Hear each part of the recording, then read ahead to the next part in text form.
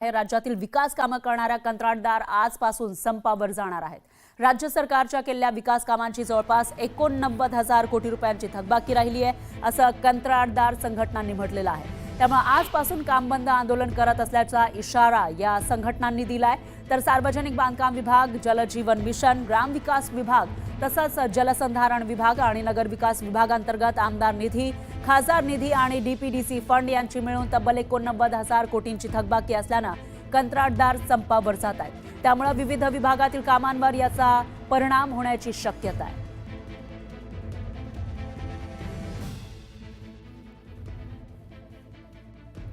यानंतर घेऊया 100 बातम्यांचा सुपरफास्ट आढावा।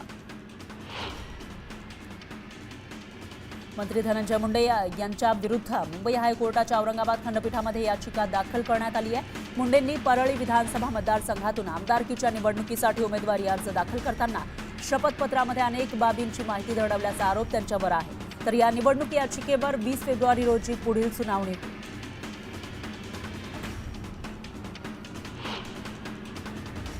मध्य आणि कोकण रेल्वे मार्गावरील रेल कामगार सेनेचं वार्षिक अधिवेशन उद्या आयोजित करण्यात आलं आहे। या अधिवेशनाला शिवसेना युबीटीचे पक्षप्रमुख उद्धव ठाकरे हे उपस्थित असतील, तर रेल कामगार सेनेच्या कार्यकर्त्यांना ते मार्गदर्शन करणार आहेत। अंजली दमानिया यांनी आतापर्यंत केलेले आरोप सिद्ध झाले नाही। दमानियांना चर्चेत राहायची सवय आहे अशी प्रतिक्रिया आमदार अमोल मिटकर यांनी दिली आहे। ठाकरे गटाचे युवा सेनेचे नेते आणि आदित्य ठाकरेंचे निकटवर्तीय सूरज चव्हाण यांना खिचडी घोटाळ्यामध्ये अखेर जामीन मंजूर झालाय। तर जामिनानंतर सूरज चव्हाण थेट मातोश्रीवर पोहोचले। मातोश्रीतील अंगणातच आदित्य ठाकरेंनी सूरज चव्हाण यांना कडकडीत मिठी मारली। झिशान सिद्दीकींनी मुख्यमंत्री फडणवीसांची काल भेट घेतली। बाबा सिद्दीकी हत्या प्रकरणी त्यांनी फडणवीसांसोबत चर्चा केली। तर मला काही प्रश्न होते, त्या संदर्भात चर्चा झाल्याचं सिद्दीकींनी सांगितलं। मोहित कंबोज यांनी मुख्यमंत्री फडणवीसांची भेट घेतलेली आहे। मुख्यमंत्री फडणवीसांच्या सागर बंगल्यावर जाऊन त्यांनी चर्चा केली। जळगाव जिल्हा परिषदेचा अर्थसंकल्प आठवडाभरात सादर होणार आहे। जिल्हा परिषदेच्या अंदाजपत्रात यंदा 3 ते 4 कोटींनी कमी होण्याची शक्यता वर्तवली जाते। तरी 40 कोटींच्या वर अंदाजपत्रक जाईल असा प्राथमिक अंदाज आहे। गेल्या आठवड्यातच जिल्हा परिषदेचे मुख्य लेखा आणि वित्त अधिकारी यांनी सर्व विभागाकडून तरतुदी मागवल्या। नितीन राऊत काँग्रेसचे नवे प्रदेशाध्यक्ष होतील अशा चर्चा सुरू झाल्या। दिल्ली विधानसभा निवडणूक आटोपताच काँग्रेसकडून याबाबत घोषणा केली जाईल अशी माहिती सूत्रांनी दिली आहे। तर प्रदेशाध्यक्ष पदासाठी वर्षा गायकवाड आणि नितीन राऊत यांची नावं चर्चेत होती। माहितीच्या मंत्र्यांनी आठवड्यातून 3 दिवस मंत्रालयामध्ये उपस्थित राहण्याचे आदेश मुख्यमंत्र्यांनी दिलेले आहेत। तर एकनाथ शिंदेंनी हे आदेश मोडीत काढत त्यांच्या गटातील मंत्र्यांना आठवड्यातून 3 दिवस मंत्रालयाऐवजी मंत्रालयासमोरील बाळासाहेब भवनामध्ये लोकांना भेटण्याचे आदेश जारी केले। त्यामुळे महायुतीमधील बेबनाव पुढे आला।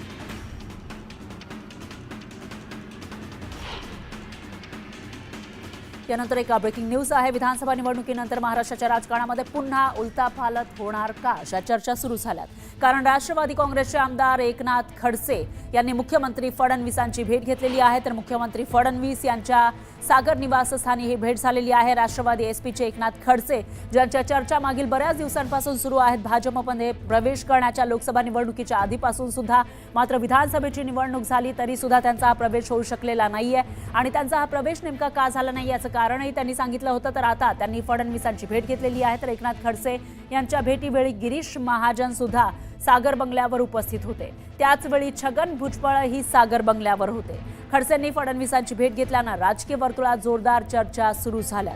तर गेल्या वर्षी लोकसभा निवडणुकीच्या दरम्यान एकनाथ खडसे भाजपमध्ये जाणार अशी चर्चा होती, पण लोकसभा निवडणुकीनंतरही एकनाथ खडसेंचा भाजपमध्ये प्रवेश झाला नाही। त्यामुळे आता एकनाथ खडसे यांनी मुख्यमंत्री फडणवीस यांची भेट घेतल्यामुळे एकनाथ खडसेंची पुन्हा भाजपमध्ये घरवापसी होणार का अशा चर्चा सुरू झाल्या।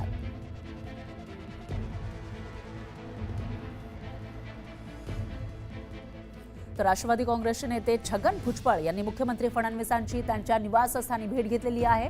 या भेटीमध्ये कोणतीही राजकीय चर्चा झाली नसल्याचं भुजबळांनी सांगितलं। येवल्यातील विकास कामांसह विविध विषयांवर चर्चा झाल्याची माहितीही भुजबळांनी दिलेली आहे. तर माझी जिकडे गरज असते तिकडे मी असतो आणि तिकडे गरज नाही तिकडे मी जात नाही असं त्यांनी म्हटलंय.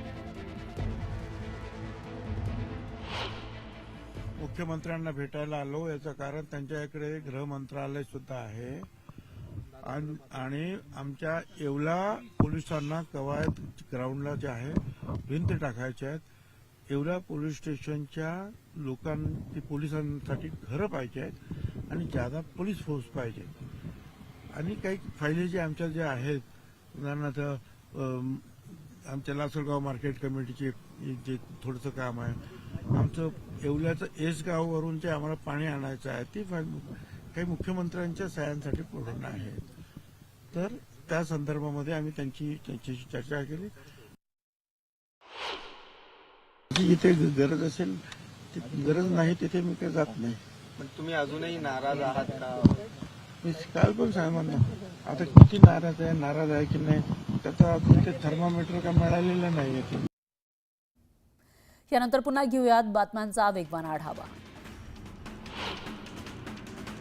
पुण्यात वाहनांच्या तोडफोडीचं सत्र सुरूच आहे. पुण्यातील बिबेवाडी परिसरातील तब्बल 50 पेक्षा जास्त चारचाकी आणि दुचाकी वाहनांची तोडफोड करण्यात आली आहे. धाराशिवमधील तुळजाभवानी मंदिरात भक्तांसाठी ड्रेस कोड लागू करण्याबाबत मंदिर संस्थान सकारात्मक आहे. ट्रस्टची बैठक घेऊन निर्णय घेणार असल्याची माहिती जिल्हाधिकाऱ्यांनी दिली आहे. ड्रेस कोडची मागणी मंदिर महासंघानं केली होती. देहू बोबदेवनगर ते निगडी BRT दरम्यान रस्ता खोदण्याचं काम सुरू असताना पाईपलाईन फुटली. JCBचा धक्का लागून पाईपलाईन फुटल्यानं हजारो लिटर पाण्याची नासाडी झाली आहे. त्यामुळे परिसरातील नागरिकांना पाणी टंचाईला सामोरं जावं लागणार आहे.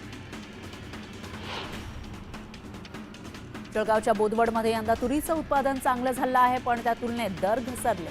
दरवाढीच्या अपेक्षेनं शेतकऱ्यांनी तूर शेतातच ठेवल्याचं दिसून येतं. सोलापुरात टोमॅटो उत्पादक शेतकरी अडचणीत सापडलेला आहे. सतत बदलत्या वातावरणाचा सामना करत अनेक रोगांवर मात करत टोमॅटोचं उत्पादन शेतकऱ्यांनी घेतलं, पण टोमॅटोचे दर घसरल्यानं शेतकऱ्यांनी नाराजी व्यक्त केली. दौंड पंचायत समितीच्या इमारतीसाठी आतापर्यंत 7 कोटी रुपये खर्च करण्यात आले, पण 4 वर्षांपासून इमारतीचं काम संथ गतीनं सुरू आहे. हे काम निकृष्ट दर्जाचं केल्याचा आरोप होतोय. इमारतीच्या भिंतींचं प्लास्टर निघाल्याची माहिती आहे. गोंदियामध्ये गोवंश तस्करी करणारा ट्रक उलटला. यामध्ये 30 ते 40 जनावरांचा मृत्यू झाला. ही घटना कोरची चिचगड मार्गावरील धासगड घाटामध्ये घडलेली आहे. तर या अपघातामध्ये ट्रक चालकही जखमी झाला. चंद्रपुरातही GBSचा पहिला रुग्ण सापडलेला आहे. जिल्ह्यातील पोंभुर्णा तालुक्यातील गावात रुग्ण आढळल्यानं या गावातील 192 घरांचं सर्वेक्षण करण्यात आलंय. तर 11 पाण्याचे नमुनेही प्रयोगशाळेमध्ये पाठवण्यात आले. जळगावच्या पारोळा शहरामध्ये महामार्गावर टँकर उलटला. यावेळी झालेल्या गॅस गळतीनं परिसरात घबराट पसरली. तर ही गॅस गळती रोखण्यासाठी अग्निशमन दलाकडून शर्थीचे प्रयत्न करण्यात आले. धुळ्यातील एक धक्कादायक प्रकार समोर आला आहे. पत्नीसोबत भांडण झाल्याचा राग मनात ठेवत बापानंच पोटच्या 2 मुलांना तापी नदीच्या पात्रामध्ये फेकून दिलं आणि त्यांची हत्या केली. या प्रकरणी पोलिसांनी गुन्हा दाखल केलाय. हत्येनंतर आरोपी मात्र फरार आहे. श्रमजीवी संघटनेनं त्यांच्या मागण्या पूर्ण करण्याकडे लक्ष वेधण्यासाठी भिवंडीच्या प्रांत कार्यालयाच्या आवारात चुली पेटवल्या. 3 फेब्रुवारीपासून बेमुदत निर्धार मोर्चा सुरू केलाय. नंदुरबार जिल्ह्यातील आदिवासी समाजाच्या मरण यातना संपत नाहीयेत. केलापानी या गावातील धक्कादायक घटना अशातच समोर आली आहे. रस्ता नसल्यानं घरातच महिलेची प्रसूती करण्यात आली, पण त्यानंतर महिलेला 5 तास झोळीतून नेत 15 किलोमीटरचा जीव घेणा प्रवास करावा लागला. यामध्ये नवजात बालकाचा मृत्यू झालाय.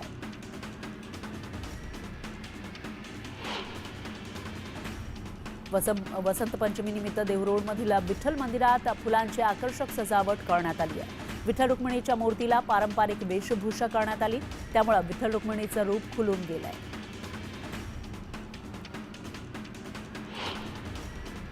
मुंबईत वीज पुरवठा करणाऱ्या अदानी इलेक्ट्रिसिटी या कंपनीनं आगामी आर्थिक वर्षात घरगुती ग्राहकांचे वीज दर वाढवण्याचा प्रस्ताव राज्य वीज नियामक आयोगाकडे सादर केलाय. तर अदानी समूहाची मागणी मान्य झाल्यास घरगुती ग्राहकांना वीज दरवाढीचा भुर्दंड सोसावा लागणार आहे. 1 ते 9% ही दरवाढ असू शकते. मुंबई शहर आणि उपनगरांमध्ये तापमानात घट कायम आहे. मुंबईमध्ये मंगळवारी 17 अंश सेल्सिअस तापमानाची नोंद झाली आहे. पिंपरी शहराची वाढती लोकसंख्या पाहता आंध्रा धरणातून 100 आणि भामा आसखेड धरणातून 167 असे 267 दशलक्ष लिटर पाणी आणलं जाणार आहे. या प्रकल्पाचं काम प्रगतीपथावर आहे. डिसेंबर 2025 पर्यंत ते पूर्ण होईल आणि त्यानंतर दररोज पाणी पुरवठा करण्याबाबतचा निर्णय घेतला जाईल असं पालिका आयुक्तांनी सांगितलं.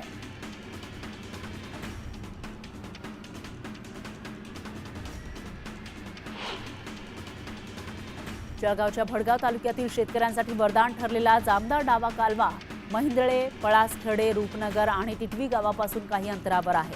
पण या कालव्याचा फायदा फक्त मोजक्या शेतकऱ्यांना होतो. त्यामुळे हजारो हेक्टरवरील शेती अद्यापही पाण्याच्या प्रतीक्षेत आहे. जळगाव जिल्ह्यामध्ये जलजीवन मिशन अंतर्गत 1354 कामं मंजूर झाली आहेत. अद्याप फक्त 294 योजना पूर्णत्वास गेल्या. मात्र मक्तेदारांची तब्बल 80 कोटींची बिलं सादर झाली आहेत. त्यांना निधीसाठी तगादा लावूनही बिलं मिळत नसल्यानं ही योजना रखडली आहे. अशात आता मक्तेदारांनी काम बंद आंदोलन सुरू केलं.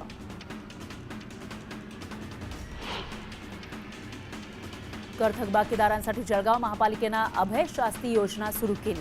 त्याचा 11,464 जणांनी लाभ घेतला. दरम्यान थकबाकीदारांकडून एकाच महिन्यामध्ये 15 कोटी 41 लाख रुपये वसूल करण्यात आले.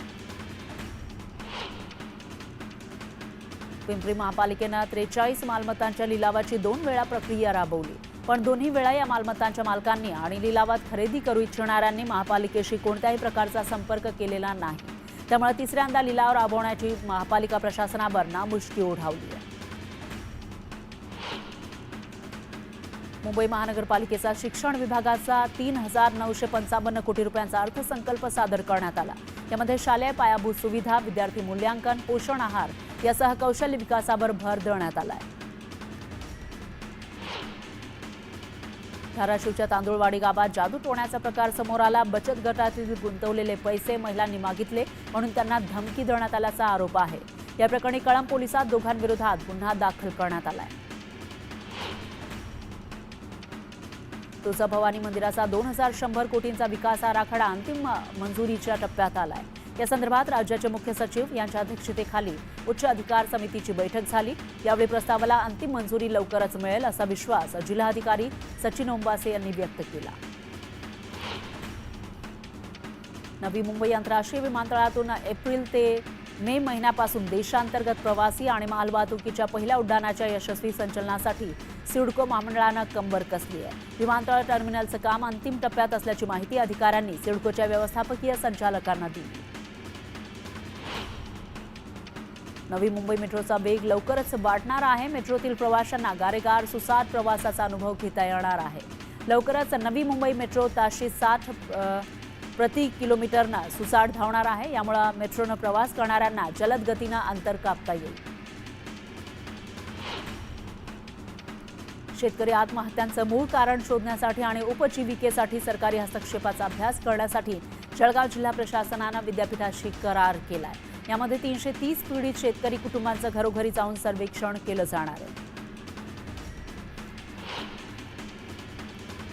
कल्याण डोंबिवलीतील 65 इमारतींवर कारवाईची टांगती तलवार आहे. यातील सुमारे 30 इमारतींनी अनियमनासाठी केलेले अर्ज पालिकेनं फेटाळून लावले. या अर्जावर निर्णय होईपर्यंत कोणतीही कारवाई करू नये असे अंतरिम आदेश उच्च न्यायालयानं दिले.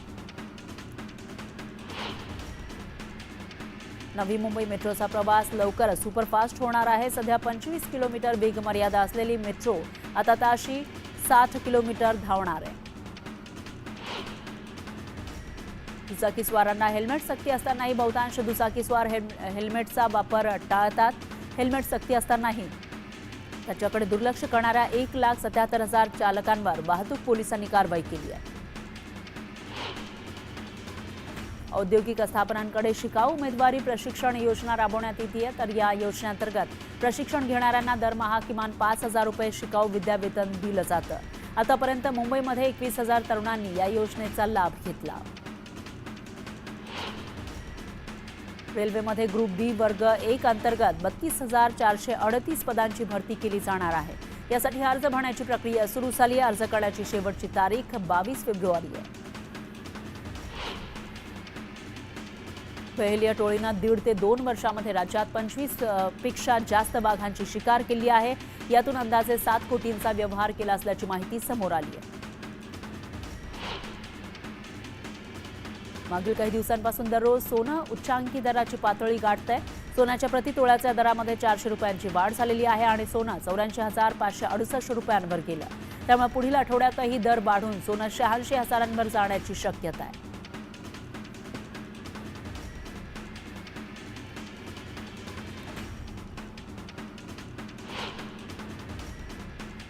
यानंतर एक मोठी बातमी आहे। महायुती सरकारनं राज्यातील जनतेवर एसटीची 14.95% भाडेवाढ लादल्यानंतर स्कूल बसच्या दरवाढीची भेट दिलेली आहे। स्कूल बस ओनर्स असोसिएशननं स्कूल बसची दरवाढ 18% करण्याचा निर्णय घेतलेला आहे। तर 1 एप्रिलपासून ही भाडेवाढ लागू होईल। त्यामुळे लाडक्या भाच्याचा प्रवास बसचा प्रवास मात्र महागणार आहे। तर पालकांना त्याचा मोठा आर्थिक भुर्दंड सोसावा लागेल। आरटीओनं वाढवलेला दंड, दुपटीनं वाढलेले पार्किंग शुल्क, बसमध्ये लावण्यात येणाऱ्या जीपीएस सिस्टीम, सीसीटीव्ही आणि अन्य सुरक्षेच्या उपकरणांचा वाढीव खर्च, त्याचबरोबर स्कूल बसचे ड्रायव्हर, महिला अटेंडंट आणि मुलांच्या सुरक्षेची काळजी घेणाऱ्या मॅनेजरचा वाढीव पगार अशी विविध कारणं देत भाडेवाढ करण्यात आली आहे।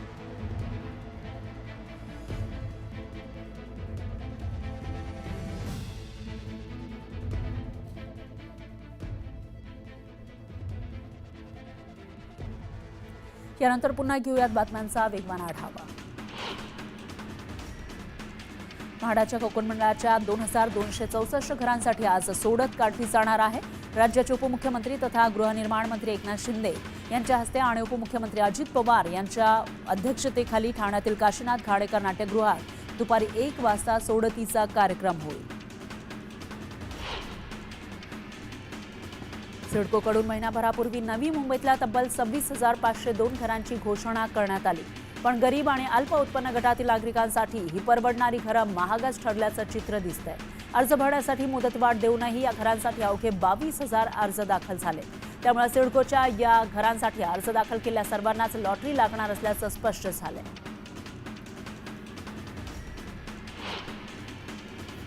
मुंबईच्या खारघर इथल्या सोसायटीच्या सदस्यांची ओसी मिळवण्यासाठी 6 वर्ष फरफट सुरू आहे।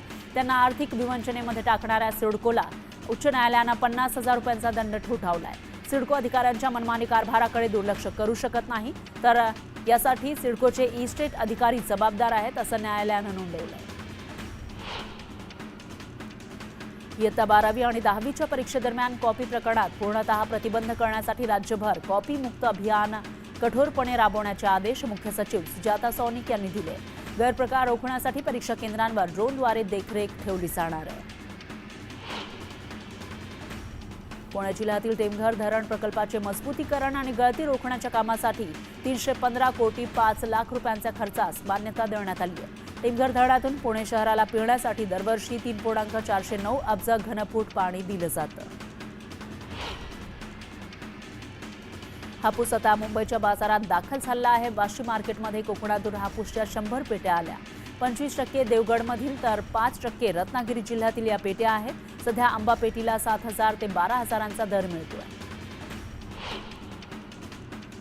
विमा क्षेत्रामध्ये प्रत्यक्ष विदेशी गुंतवणुकीची मर्यादा 100% वाढवल्यानं अधिक आंतरराष्ट्रीय कंपन्या भारतामध्ये येतील असं मूडीज रेटिंग्सनं स्पष्ट केलं। त्यामुळे कंपन्या भारतातील हिस्सेदारी वाढवतील असंही म्हटलंय। मुंबई पालिकेच्या मुदत ठेवीमध्ये मागील काही वर्षांपासून घट होताना दिसतीये। पालिकेच्या मुदत ठेवी यंदा 81,774 कोटींवर आल्या, तर मागील 4 वर्षांमध्ये 10,000 कोटींचे डिपॉझिट मोडून विकास करण्यात आला। भांडवली खर्चासाठी येत्या अर्थसंकल्पामध्ये तब्बल 43,000 कोटींपेक्षा जास्तची तरतूद केलेली आहे। कोणत्याही नवीन मोठ्या प्रकल्पांची घोषणा अर्थसंकल्पात केलेली नसली तरी सध्या सुरू असलेल्या प्रकल्पांसाठी मोठ्या प्रमाणामध्ये तरतुदी करण्यात आल्या। खड्डेमुक्त रस्त्यांसाठी महापालिकेनं मुंबईतील सर्व रस्त्यांचे काँक्रिटीकरण करण्याचं काम हाती घेतलंय. 31 मे पर्यंत ज्या रस्त्यांच्या काँक्रिटीकरणाचे 100% काम पूर्ण असेल तेवढेच रस्ते खोदावे अशा स्पष्ट सूचना देण्यात आल्या. त्यासाठी 3100 कोटींची तरतूद करण्यात आली आहे. कल्याण शिळफाटा रस्त्यावरील निळजे रेल्वे उड्डाणपुलाच्या पुनर्बांधणीचं काम आजपासून सुरू होत आहे. या कामासाठी शिळफाटा रस्त्यावरील कलाबा चौकाकडे आज येणारी सर्व प्रकारची वाहतूक बंद ठेवण्यात येणार आहे. तर वाहतूक नियोजनासाठी 150 कर्मचाऱ्यांचा ताफा तैनात असेल. मुख्यमंत्री माझी लाडकी बहीण योजनेतील लाभार्थी महिलांची पडताळणी अंगणवाडी सेविकांमार्फत केली जाते. लाभार्थी महिलेच्या कुटुंबाकडे 4 चाकी वाहन दिसलं तर या योजनेचा लाभ जागच्या जागी रद्द केला जाणार आहे. शिवाजीनगर ते हिंजवडी मार्गावरील पुणे मेट्रो आणि महापारेषणच्या वीज वाहिन्यांच्या अत्यावश्यक कामांसाठी वीज पुरवठा बंद ठेवला जाणार आहे.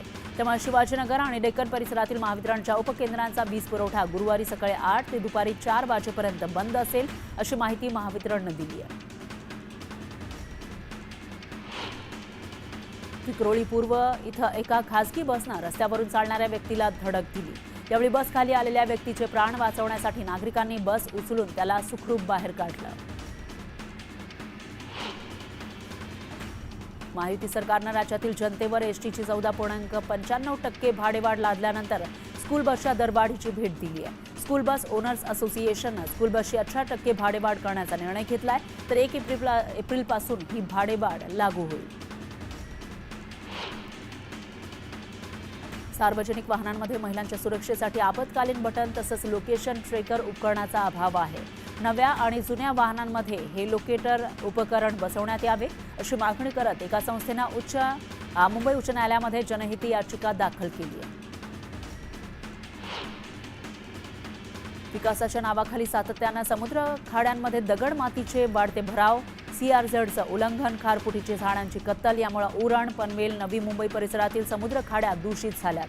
त्यामुळे माशांच्या अनेक प्रजाती नष्ट होत आहेत. पारंपरिक मासेमारी धोक्यात आली आहे. मुंबईच्या कूपर रुग्णालयामध्ये कॅन्सरसाठी 150 बेडचं स्वतंत्र वॉर्ड तयार केले जाणार आहेत. विशेष म्हणजे त्या ठिकाणी लिनियर एक्सेलरेटर या अत्याधुनिक यंत्रांची व्यवस्था केली जाणार आहे. तर सायन रुग्णालयामध्ये रेडिएशनची सुविधाही पुरवली जाईल. मुंबईकरांच्या आरोग्यासाठी 7,380 कोटींची तरतूद करण्यात आली आहे. त्यामुळे यंदाच्या आरोग्याच्या अर्थसंकल्पात 13.95% वाढ करण्यात आल्याचं दिसतंय. येत्या 2 वर्षामध्ये उपनगरातील 12 रुग्णालयांना नवीन झळाळी मिळणार आहे.